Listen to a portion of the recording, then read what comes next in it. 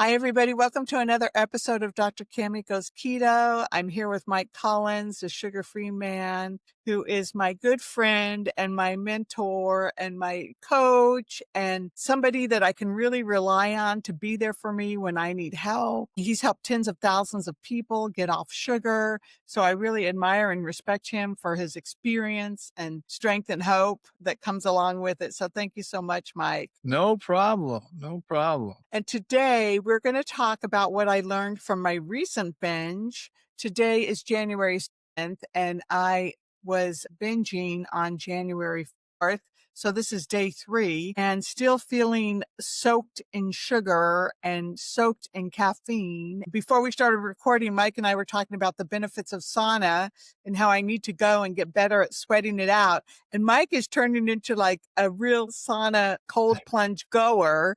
And he's going how many times a week? 3 times a week? I go twice right now, but I think I'm upping it. He's going to up it. And he's in saunas that are over 200 degrees for 15 minutes. And then he does cold plunge for 3 minutes and then sauna for 15. And they're in there doing breathing and group and all kinds of stuff. The saunas are lead. And this is out in Tampa, Florida. Yep. So yeah, we want to start one out here in San Diego. I got to investigate that, Mike, and see what's out here because I would love to Well, have you come out here and visit with me. And great. That'd be great. That's the perfect place for it too. it is, and there's probably stuff out here, so we have to see what's out there, what's here. So that's one of my chores to this week. Oh. But anyway, that's something that I can look at as what I like to call an ALK, right? An act of loving kindness. I like that. And come and go sit in the sauna more. So I'll see if I can work that in today. So grateful for that. And so anyway, back to the things that I learned from this binge. One of the things that I learned was that I am powerless over this eating. And when I wake up in the morning, I do a 12-step program. And when I wake up in the morning, steps 1, 2, and 3 are really helpful for me at the very beginning when I open my eyes to realize that I am unrecovered from this eating disorder that I have. And step 1, step 2, and step 3 are really important. And step 1 is to admit that I'm powerless over my eating disorder and that my life had become unmanageable. And that's pretty easy for me to admit. Step 2 is came to believe that a power greater than myself could restore me to sanity. And they're actually written in the we version. So came to believe that a power greater than ourselves could restore us to sanity. And that's pretty important too for me. And so then step 3 is made a decision to turn our will and our lives over to the care of God. So those are the first 3 things that I'm going to be doing in the morning when I get up, because having God on my side, I think will be very helpful for me. And I have things in my life like an eating disorder voice that kind of reminds me of like sin and evil. I don't want to get too religious, but I'd like to get kind of spiritual, right?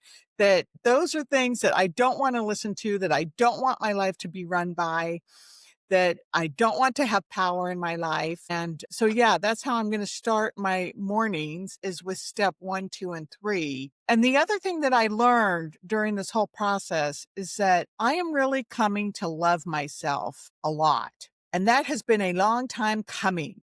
And, I am not perfect. I'm not supposed to be perfect. That's also been a long time coming, I got that perfectionist in me, like expecting perfection in myself and in others and all those kinds of things. And that's one of those things that's, in your head, that's not reasonable. But when you get it to your heart, you're really good at beating yourself up and saying, well, wow, look, after you have an interaction with somebody or a meeting or something with somebody, you walk out and you say, gosh, I really handled that and that and that really well, but I could have done this and this better.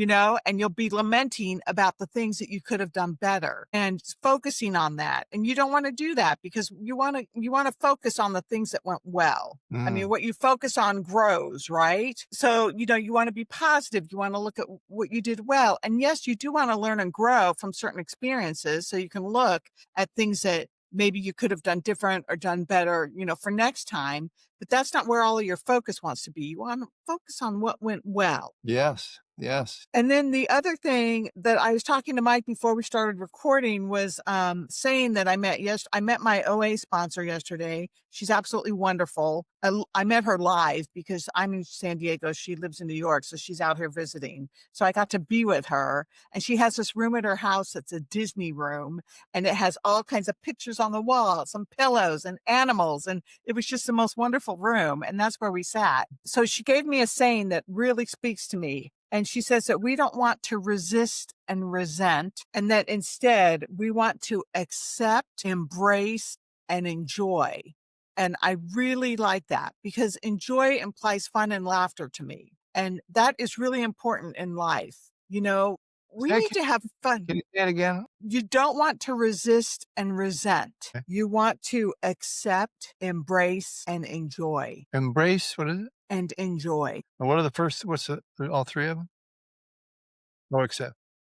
Accept, embrace, and enjoy. So you want to accept, because acceptance is key. To me, acceptance goes really closely with awareness. I think in order to accept the way things are, you have to be aware of the way things are. And that means you have to be, along with those two words comes to me to mind the word present. Right? You have to be present in order to accept, and you have to be aware in order to accept. And so those are really key words for me. And that creates, like, you have to pause, right? If something's going on in your life, you have to pause in order to be aware, in order to accept, and you've got to be present in the process of doing all those actions. Right. And we run around, right? We just run around from this to this to this to this, and don't really experience life if you're not in the present moment. So I think that's really, really important. And that's something that I'm lousy at. I am always like, I live in the past, or I live in the future, or I live in, lamenting about what I didn't do right, or,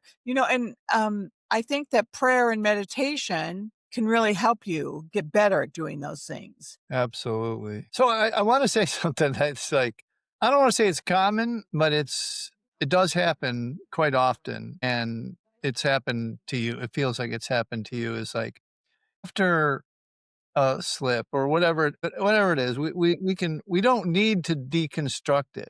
We really don't. We tried to before and whatever, it didn't work, whatever. We tried to avoid it. But what's happened feels like a switch has flipped. Like you have literally, we talked about it one time when I think it was after, yeah. And I used the analogy of when I used to do cocaine, we'd get out of the nightclubs at 2 or 3 in the morning from work. And the only goal was get, to get in before the sun came up. Like just get in bed before the sun came up. Even if you slept all day, and we wanted to get it over with. That we just wanted to use the drugs and get it over. We would say it all the time. Let's get this over. Let's get this over with. And I think what had to happen for you is to just get the little slip out of the way. You know what I mean? And I really believe that it's flipped a switch on you. You're more positive than you've ever been. You're more like accepting, it's an awesome phrase that you'll see on social media in about an hour. It's like, I mean, it's again, you've flipped a switch and now it's time to go. Now it's time to just live one day at a time, do everything you know to do and just execute every day. There's no 90 days, there's no 100 days, there's just tomorrow and today, and that's it, and you just keep doing it. And congratulations. And, it's funny that you're congratulating someone for what appears to be an error. And I think if people were more accepting and embracing and enjoying, they would do much better. You know what I mean? Because what you said is the reality for two reasons of the addict in general, which is the depression, the shame, the beating yourself up, all of those things are two things. And I'm getting pretty strong on this, thanks to Bitten.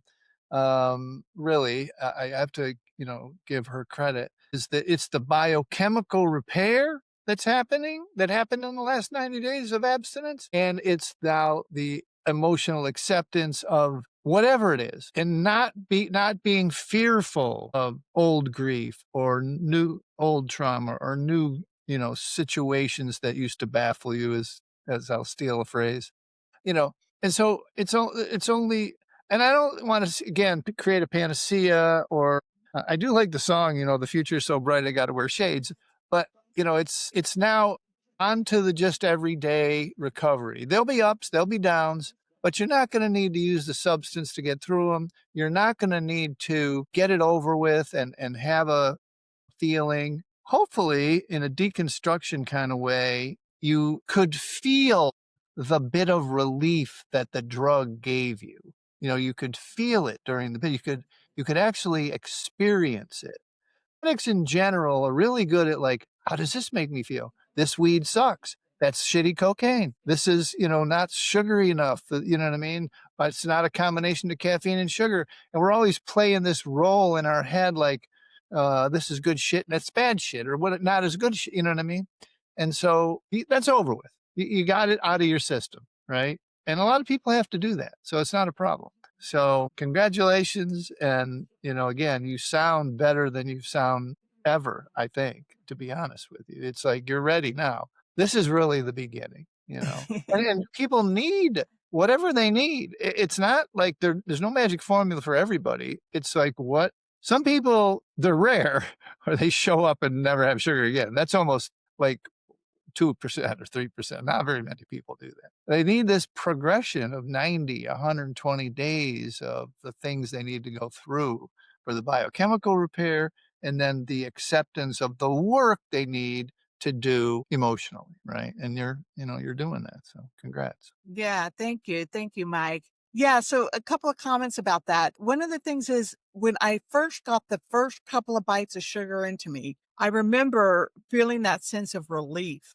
Yeah, it's a relief. And so, like, I don't know, part of it was like, I think biochemical, like I had just been craving that sugar. Yeah. But I think more than that was because 90 days kind of got that out of my system. So I think more than that was my relief that the voices in my head were going to finally shut up because those had been going on since like day 85, approaching 90 days. I made it to day 92. So, those voices in my head, I was finally gonna shut them up and they were gonna win. That was a sense of relief. Also that, there was some biochemical sense. And now my goal now is to when I feel that when I feel like I need a sense of relief, to figure out how to get it without the sugar and the flour and the caffeine, Yeah, that's the and to say, "Okay, this is the work, right? This is the living in process." yeah, By Ann Wilson Shave. Is yeah, that how you say her name? yeah, chef. Chef. And, living in the process of getting that, I'm kind of in a way looking forward to it because I don't want to go back to this. The other thing that happened was as soon as I realized that, I was doing this off plan eating and going on this binge, shortly after starting it, like in the process of it, a couple of things happened. One is that I realized I wanted back really badly what I had just lost. I was like, Mm, I want that mm, back. I want to mm, feel good in the morning. I want to see my body getting into better shape. I want to be going to the gym and being able to touch my elbows to my thighs when I do my ab machine. I got mhm, that back and I don't want to lose that again because I had lost it previously. right. And there's things that I got that I want back Cool. forever because they were so good. And then the other thing that happened was, oh, I don't remember what I was going to say about something else that happened in the process of going through the binge. But there's things that I really don't want to ever give up and I'm willing to do the work, right? So, yeah, that's where I am. No, it's a great place. I mean, your resolve is strong. There's, again, and people always struggle, I think, with the idea of a day at a time kind of thing. But if you just really reduce it to today, and that's it, then one of the things you said about the voices in your head was interesting. You had an eating disorder voice, and you had all these other voices, and if as long as they're quieting, ever, maybe intuitively you needed to know like, what the last bit would feel like, the last hurrah, whatever you wanna call it, that last bender, just needed to know what it feels like, and maybe that's it. It's all over. I think it's a wonderful place, and kinda stay steady too. I don't wanna scare you and think you're pink clouding on us. For those who don't know what a pink cloud is, you feel really good in the first few days, or there's a period of time where it's almost euphoric because you're feeling so good. So be careful. There'll Sure. be more downs and hopefully a lot more ups, and as you even completely, evens it out. Just yeah, you have all the tools, and I think you're doing really well, and you're reaching out to different groups of people, the OA sponsor and Nikki and the community and me, and so That's what I wanted to that's was the second thing that I remember was that, that night, I started getting clean with what I had done. mm, Like, I went to everybody. I went to, 5 there were, like, 5 people I had to tell what I did. right, And I started that night saying I went off plan because I really do think that rigorous honesty is really, really important. And yeah, honesty's sometimes a hard thing to come by, right? Because you can kinda talk yourself out of something, or you can have, like, a little white lie, or it was just a few bites and nobody saw it. This is for me, a very personal, private, clandestine type of issue that goes on with me. Like, I right. never, I'm always binging by myself, and I know I'm not alone in that situation. So having that honesty that is very rigorous is really key, I think, to full recovery because, have and not that I ever think that I'm gonna be ever fully recovered. This is always something that I think I'm gonna be dealing with because, like, an eating disorder just doesn't vanish. But and then you're living a different life in a recovered life. So, in describing this, I have a question mostly for the audience, for you, obviously, as well, is would that have been as easy to call 5 people, 90 days ago? Would it would No, you had no, it yeah, wouldn't have been as easy. if During you the had process.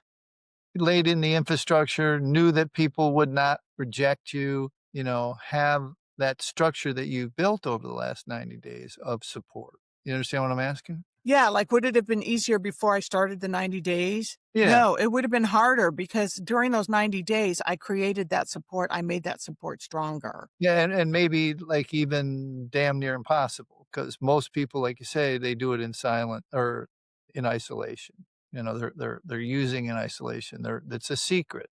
I love the phrase, "You're only as sick as your secrets," kinda thing, and shined a light on that dark place and just it didn't have the power, it lost its power. Well, We go ahead. I was gonna say that talking about rigorous honesty, Yeah, once I make a decision that I'm gonna binge, it's done. We've talked about this when you get to F it. yeah, When you get to F it, you cannot get to F it because once you get to fuck it, it's done for me. It's gonna happen. And um, so the key is to not get to F it yeah, and to have a program that supports and loves you.